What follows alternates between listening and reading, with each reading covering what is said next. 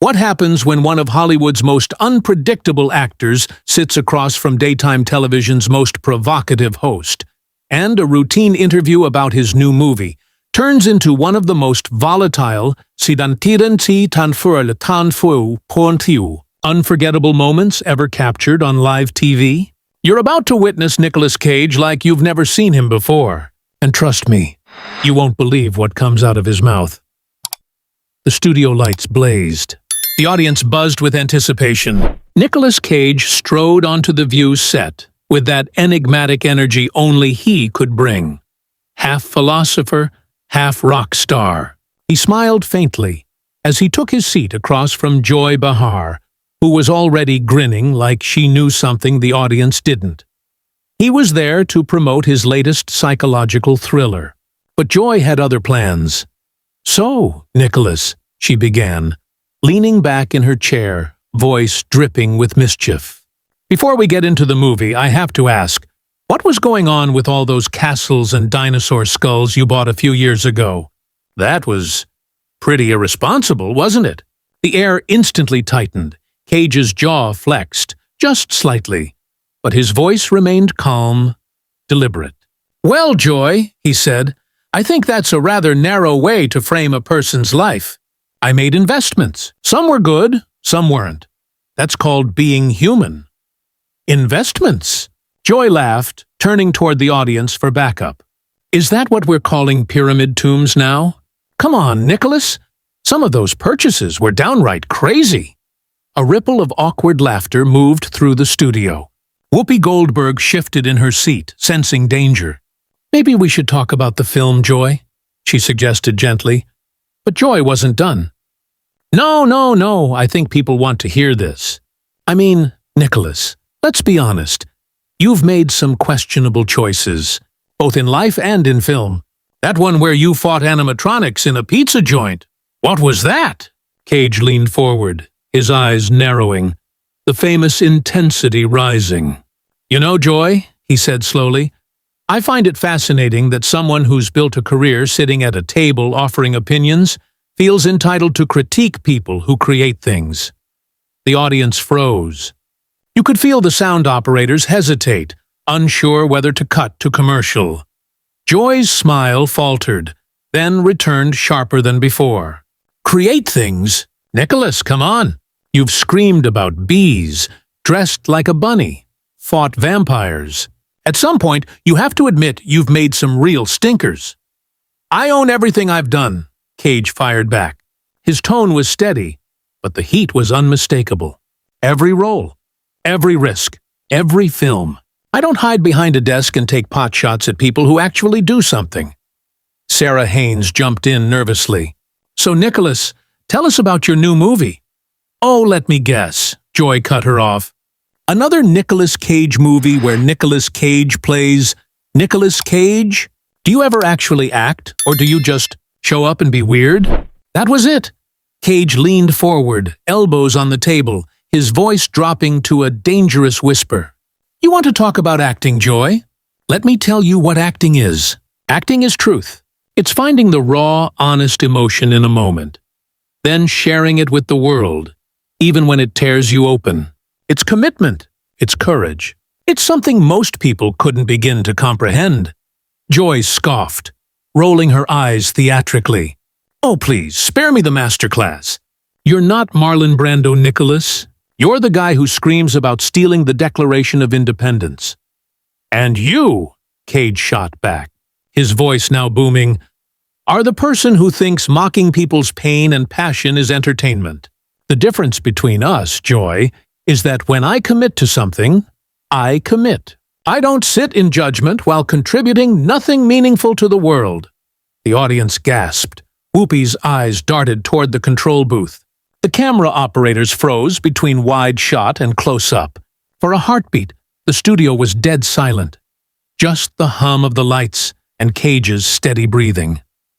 Then Cage stood, calmly, slowly. He straightened his jacket, gave a curt nod to the audience, and said softly, "Good luck with your opinions." "Joy," he walked off set.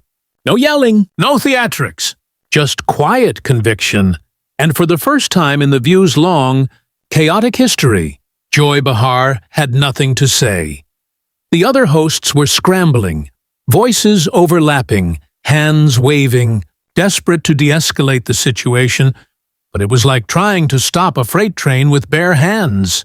Contributing nothing? Joy's voice sliced through the chaos, higher now, shaking with fury. I've been in this business longer than you've been alive, sweetheart.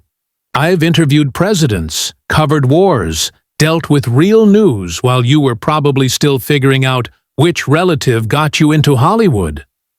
A low murmur rippled through the audience. Cage's eyes narrowed, that quiet, volcanic intensity building behind them. There it is, he said evenly. The real Joy Behar. When you can't win an argument with facts, you reach for insults and assumptions. He leaned forward, voice firm but controlled. For your information, I earned my place in this industry the hard way, through training, dedication, and taking risks that safe, little-talk show hosts could never dream of. Safe? Joy practically shrieked, her tone cracking. You think what I do is safe?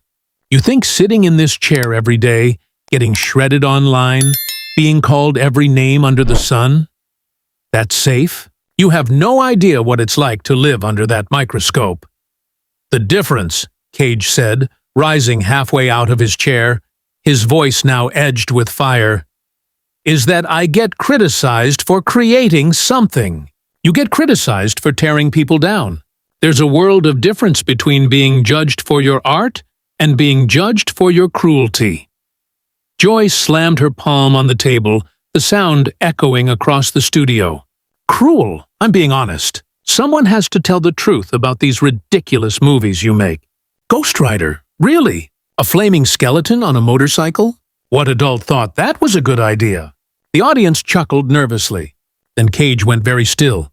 His expression hardened, his voice dropping to a chilling calm. You know what, Joy? He said softly.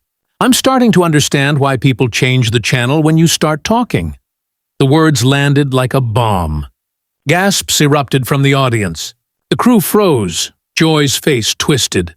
Shock, then disbelief, then anger, then a flicker of something raw. Hurt. But she buried it quickly under her trademark bite.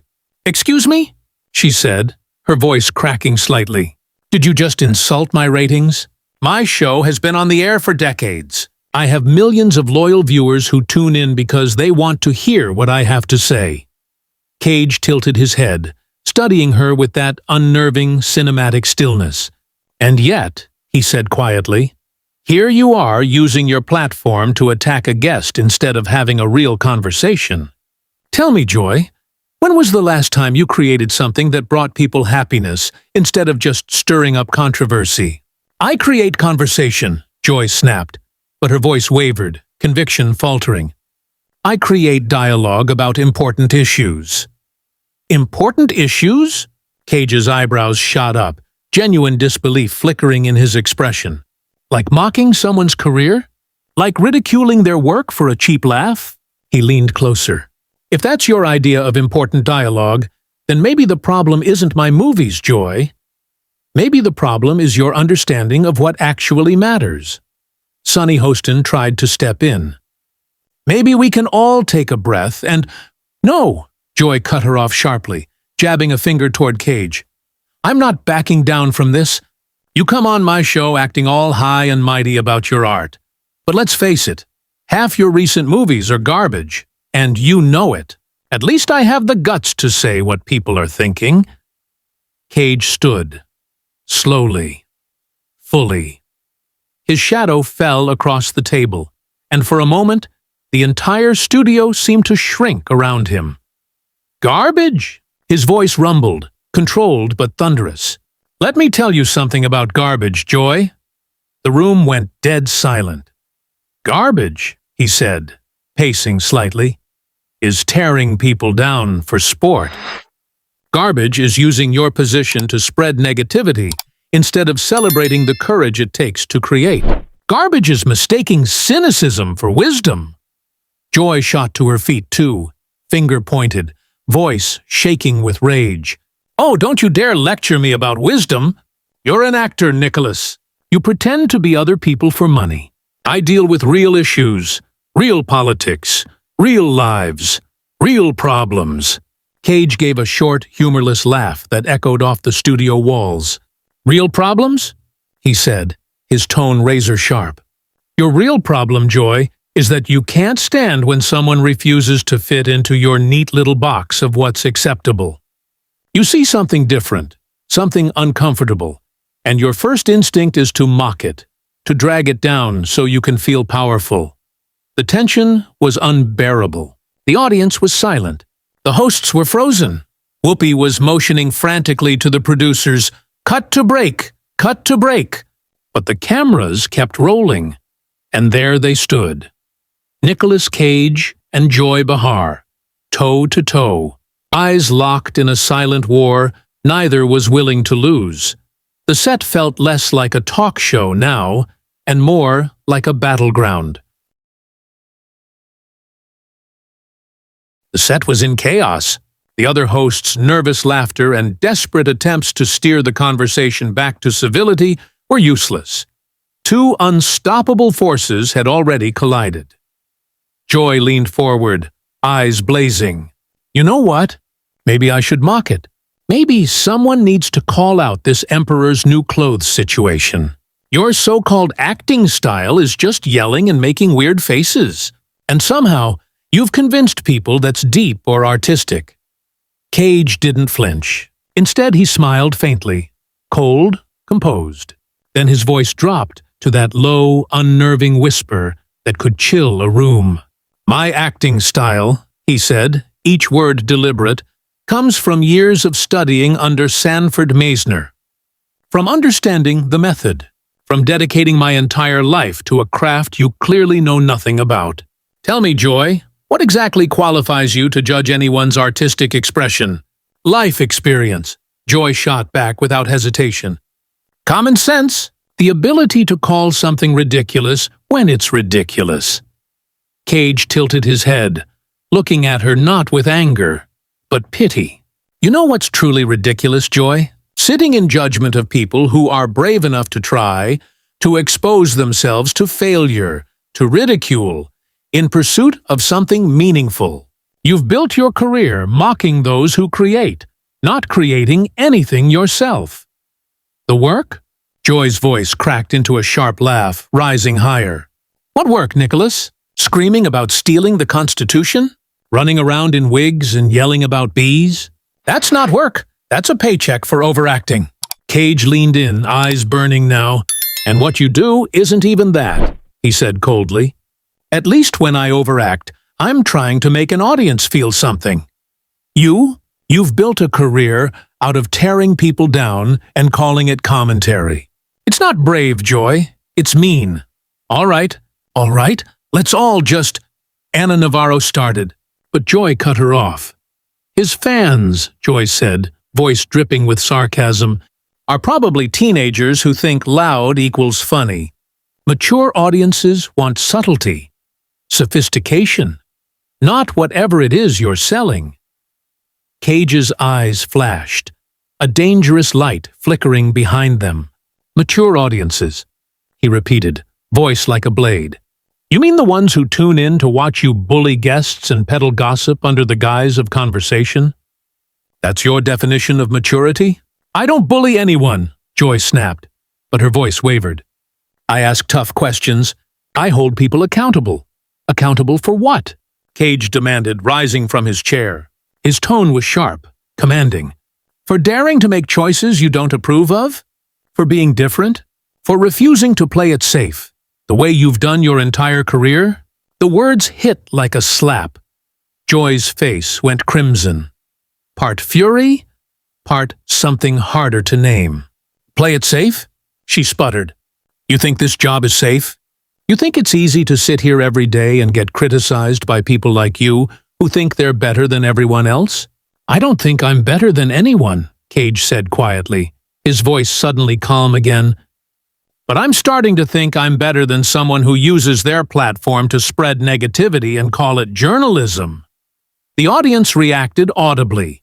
Gasps, whispers, a few scattered claps before the tension swallowed everything again. Joy's face shifted through a storm of emotions. Hurt, disbelief, rage. And then she said it. "How dare you?" Her voice shook now, trembling with fury. "How dare you come into my house, on my show, acting like some tortured genius when everyone knows you're just a has-been riding on your uncle's coattails." The words hung in the air like broken glass. The mention of Francis Ford Coppola was the final straw. Cage's entire body changed.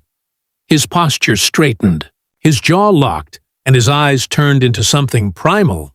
The studio audience could feel it, that shift in atmosphere, the moment the mask dropped. He spoke slowly, deliberately, each word slicing through the silence. "My uncle's coattails." Every syllable dripped with venom.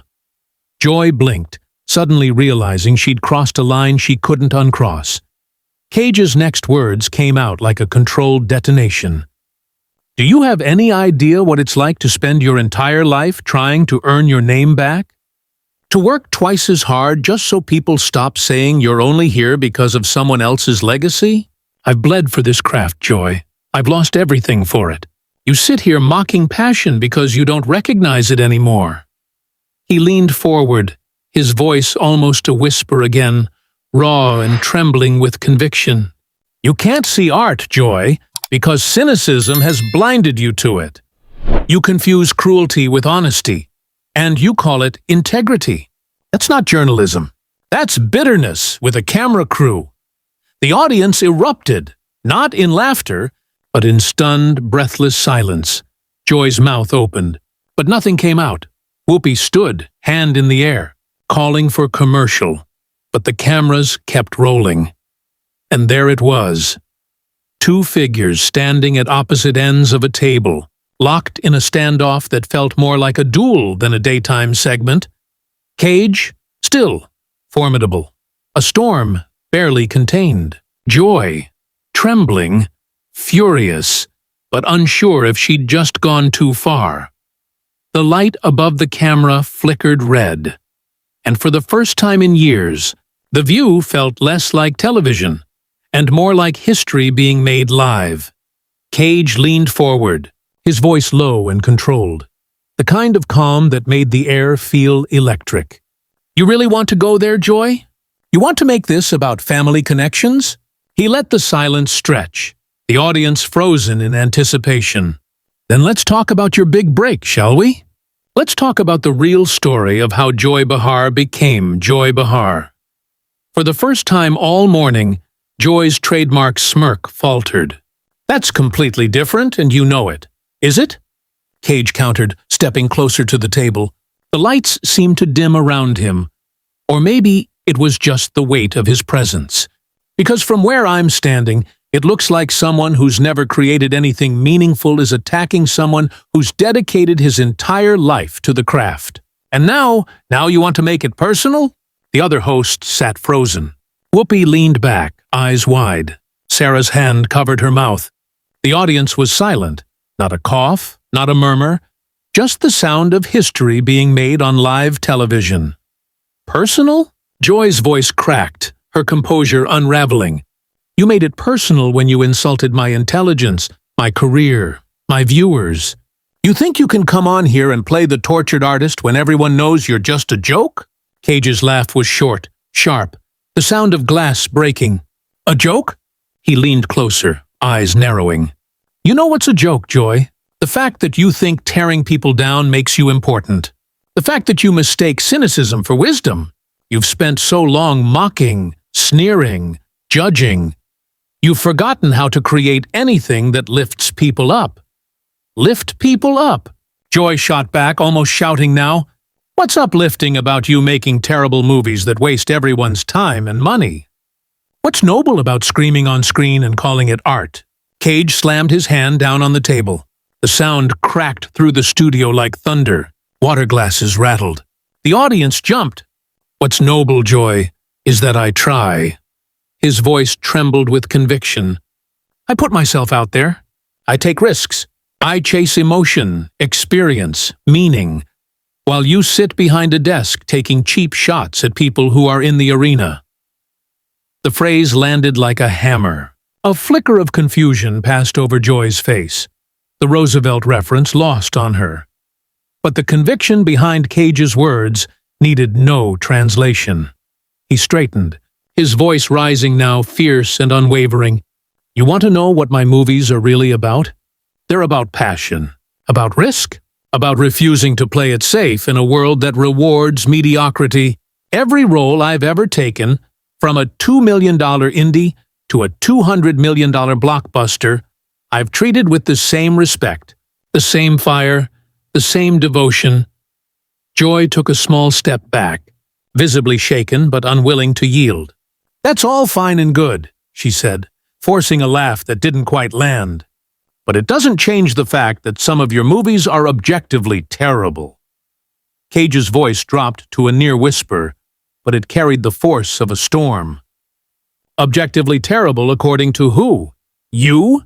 Critics who think formula equals quality?